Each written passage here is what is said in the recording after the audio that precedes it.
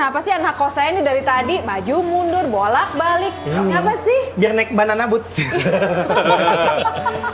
Oke, perempuan hebat, kembali lagi kita di Sore Santai Seru. Kayaknya Mas Nugros belum di briefing deh gerakannya. Oh, coba dong dibantu. Ben, di briefing nggak sih Ben gerakannya? Nggak? Bohong, Lu gue sudah nggak tahu. main Ayo briefing lu. dong. Lu yang bener sini. Kita bikin baru aja. Iya nggak mau. Kan ini loh, kreatif kita kalau Ben memutuskan untuk ini terserah mau diapain juga nggak apa-apa deh. Yang sutradara aja yang Terserah ngatur. Mas Nugros. Oke deh, balik lagi kan kita di sini dan masih bersama dengan Mas Fajar Nugros yang ternyata beliau memiliki latar belakang sebagai sarjana hukum, tapi memilih mencari rezeki di dunia hiburan. Termasuk hiburan nggak sih? Ini masuk dong. Hiburan Masuk ya. dong. Atau lebih suka disebut dunia sinema? Hiburan aja. Hiburan Karena aja. film itu poinnya ya menghibur sih. Orang ke bioskop pengen dihibur kan. Oh benar. Iya sih. Nah kalau gitu orang kenapa pada demen nonton horor ya? Kan begitu masuk udah bayar dikaget-kagetin, pulang begini ya Sebenarnya jantungnya. karena dari kecil budaya kita emang nakut-nakutin kan. Oh iya Jadi, benar. orang tua selalu jangan duduk situ nanti kesambat. Oh, iya jangan bener. jangan kencing di situ nanti kesambat. Semuanya. Jadi dari kecil kita nakut-nakutin gitu. Jadi lebih familiar dengan itu. Jadi dari kecil ya udah biasa ditakut-takutin. Bahkan 32 tahun Orde Baru kan rakyat ya ditakut-takutin sama pemerintah. Jadi Ada pesan. Sarjana hukumnya belum hilang gitu. jadi orang Indonesia ya terbiasa ditakut-takutin makanya Nggak pingin bikin mistik film-film. lah. Kita tuh deket banget sama mistis. Mistis itu ya. Tapi dari film-filmnya Mas Nugros ada yang mistik-mistik itu nggak sih? Enggak sih, saya takut sama hantu. Serius. Ah iya takut. Sebentar, jadi alasannya karena Dia saya nggak mau sendiri aja bikin. takut, ngapain gue Nggak, bikin takut, gitu. iya. Saya hanya takut apa gimana caranya saya bikin yang nakut-nakutin orang kan. Ada impian nggak sih idealnya nih budget unlimited? Wih. Misalnya dikasih budget unlimited, bebas mau pilih pemain yang followersnya sedikit maupun banyak. Bebas.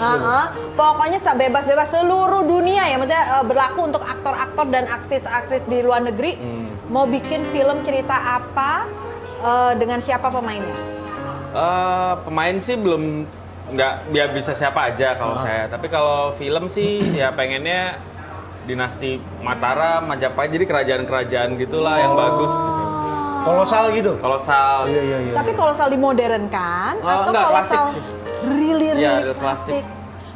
Misalnya perang Paregrek, perang Bubat gitu. Aduh, ini kalau saya bisa menjawab dengan tepat, guru sejarah saya seneng banget nih. Tapi emang dikemasnya klasik aja gitu, nggak Iya, ada asli sentuhan gitu. Autentik modern. aja gitu. Misalnya gini, Belanda, kita perang di mana? Oke, gue Sherlock, misalnya kayak gitu.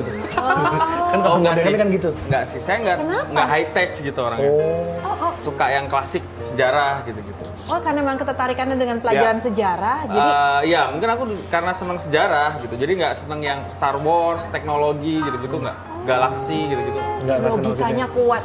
Sarjana hukum, Iya. logikanya kuat, bener. Oh, itu idealnya ya? Ya. Pernah mencoba untuk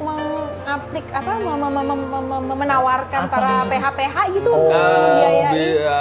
Pernah, tapi kan produser kita selalu menjaga investasi kan. Maksudnya apakah cerita begini berapa biayanya udah kepikir kan. Mereka harus Kalau satu film tuh menghabiskan minimal berapa biayanya? tergantung sih, tergantung skenario sih. Oh, tergantung skenario, bukan tergantung budget pemainnya. Kirain, katanya budget pemainnya mahal banget, Nek. Katanya bikin film mahalnya lebih dari 1M. 1M tuh kayak tuh udah nggak masuk kata gitu buat bikin film. 1M bayaran saya doang. Bayaran Dibagi sama temen-temen. Iya. The whole tip tetap aja 1.000 juta, Nek. Ih, 1000-nya. Ini saya udah nunduk ya, artinya saya mau siap-siap baca, ada WA masuk. Takut mata nggak nyampe nih. Oke, kita Ada WhatsApp lihat di yang masuk. WhatsApp yang masuk. Ini bakal dapat hadiah juga dari kita ya, dari My TV pastinya. Ah, kan bener kan. Mesti deketin nih. Asmi di Tangerang. Asmi. Tanggapan Mas Fajar Nugros mengenai banyak film Indonesia yang bagus dan menang di berbagai festival film luar negeri. Oh, saya tahu tuh. Tapi justru di pasar penonton film Indonesia nggak laku. Oh, iya. Iya. Banyak tuh yang kayak begitu tuh. Banyak siapa aja sih ya? Ya, Film pokoknya apa aja? banyak festival menang di sini, tapi nggak pernah kedengeran filmnya. Iya. Oke. Malah nggak masuk bioskop Indonesia. Iya. Kadang-kadang kayak gitu. Heeh. Kalau masuk paling 3 hari seminggu gitu. Itu gimana tuh, Mas? Oke, jadi biasanya film itu dibikin kita udah tahu dulu targetnya apa nih gitu. Oke. Jadi target marketnya siapa gitu. Jadi produser ngasih project film itu kasih tahu, oh, ini targetnya remaja ya, anak SMA gitu, maka bikin film Dilan. Atau ini targetnya untuk keluarga ya, bisa bikin Dua Garis Biru gitu. Atau ya wes band ya, ini keluar orang Jawa gitu kan bisa.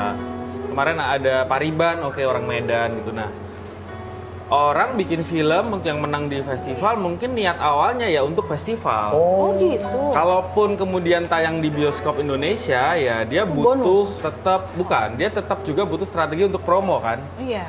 Dia harus promokan dulu bahwa film ini menang festival ini. Jadi satu orang Indonesia tahu gitu, nggak cuman sekedar kita dengar berita film A menang di luar negeri terus tayang di Indonesia, tayang gitu aja ya orang Indonesia kan juga nggak tahu. Iya. Jadi sebenarnya yang kurang dari film Indonesia itu promosinya sih gitu.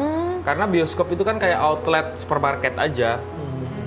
Kita masuk ke supermarket ya ada banyak barang di rak gitu kan. Orang datang ke sana nyari pasta gigi pasti ada sekian banyak pasta gigi. Oke. Nyari merek cemilan apa ada banyak cemilan apa. Kita masuk ke bioskop aja sekarang ada 10 poster. Iya. Kalau nggak dipromoin, nggak ketahuan siapa yang ini, gitu kan orang juga nggak tahu nih siapa. Sementara nonton bioskop kan lumayan mahal, orang nggak tahu, nggak mau beli kucing dalam karung, Nggak harus mau tahu buang waktunya juga, udah duduk ya udah gue bayar tiketnya. 2 jam begini paling nggak di doang. bioskop maksimal Iya. kan. 30 menit udah Oh nguap jadi deh kayaknya. bukan karena penontonnya kurang bisa menghargai karya-karyanya. Karena kan biasanya kita dengar, oh ada iya. pemenang, kita pengen nonton. Nah, kalau part itu biasanya karena film yang dibuat untuk festival dan untuk market komersil itu biasanya beda cara bahasanya gitu. Hah? Jadi film komersil yang di bioskop, misalnya memang targetnya untuk bioskop, ini targetnya remaja SMA, ya bahasa filmnya, bahasa Awam visual,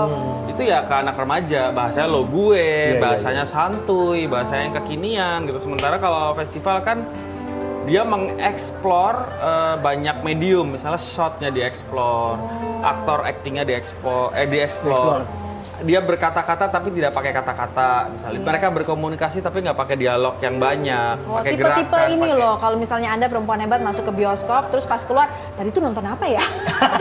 Itu tadi gimana sih jalan Ya ceritanya? mungkin butuh Kadang-kadang diapresiasi begitu. berkali-kali untuk paham kan, tidak bisa sekali nonton. I see. Nah, Atau moodnya orang ke bioskopnya memang mau nyari hiburan, mau nyari yang santai-santai nyari yang aja. santai, yang nggak mikir banyak kan. Oke. Nah, buat perempuan hebat, tahu nggak sih bahwa di Indonesia tuh banyak sekali sineas-sineas muda yang menggarap film-film pendek dan berhasil mendapatkan penghargaan. Belum pendek. Iya. Yang main segini-segini gitu. Gue nggak usah komentar itu. Gua nggak Gimana usah maksudnya? komentar. Tidak ada. Udah kita lihat aja. Kita lihat aja deh. Aktornya Ucok Babar. Tidak selalu film panjang yang memperebutkan penghargaan di berbagai festival-festival perfilman Indonesia. Ada juga loh film pendek karya sineas Indonesia yang banyak meraih penghargaan. Yang pertama ada Prejak tahun 2016.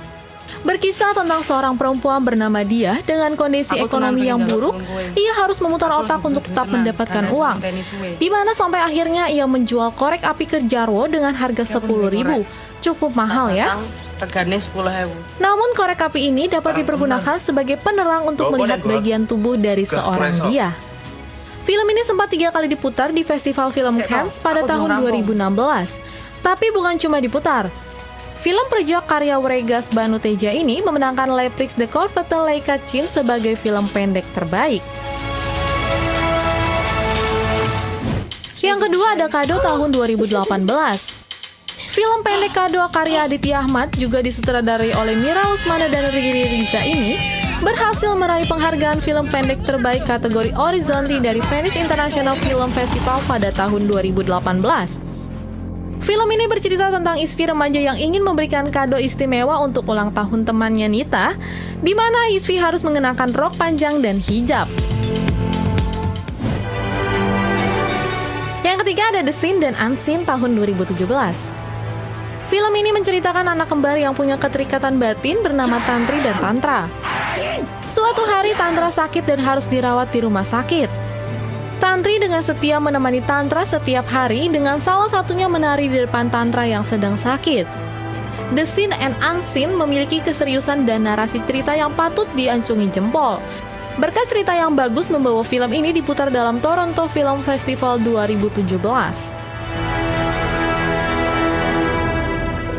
Wow, festival di luar negeri loh tuh perempuan hebat. Toronto. Iya.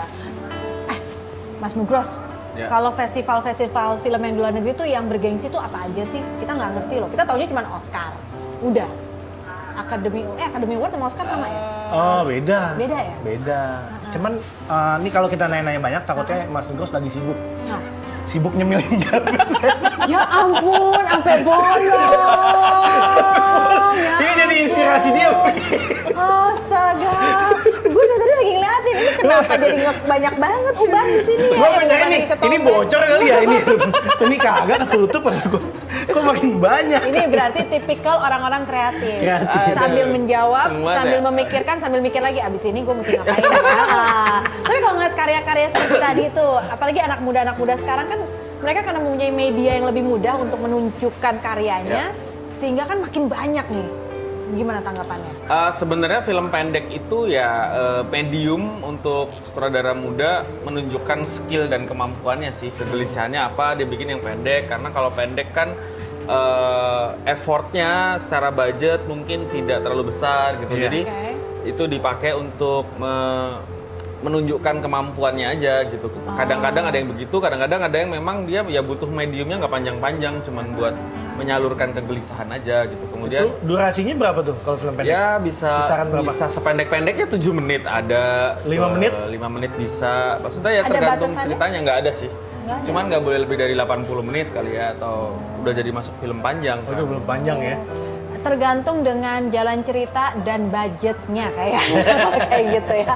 Oke, kita akan bahas lagi ngobrol-ngobrol Bukan dengan apaan sih? Mas Fajar Nugros Selesai. mengenai bagaimana nih apa di balik Oh, layar apa ya? ya? Di balik layar Cooker kan terdengar. sinema. Oke, di balik layar sinema. Jadi jangan kemana-mana. Yang mau telepon, masih ada hadiah yang menantikan Anda. Kalau Anda bisa melemparkan pertanyaan yang menarik melalui nomor telepon. 0216348062 atau WhatsApp 08121 999 4756. Yes, jangan kemana-mana. Tetap di Sore Santai Seru.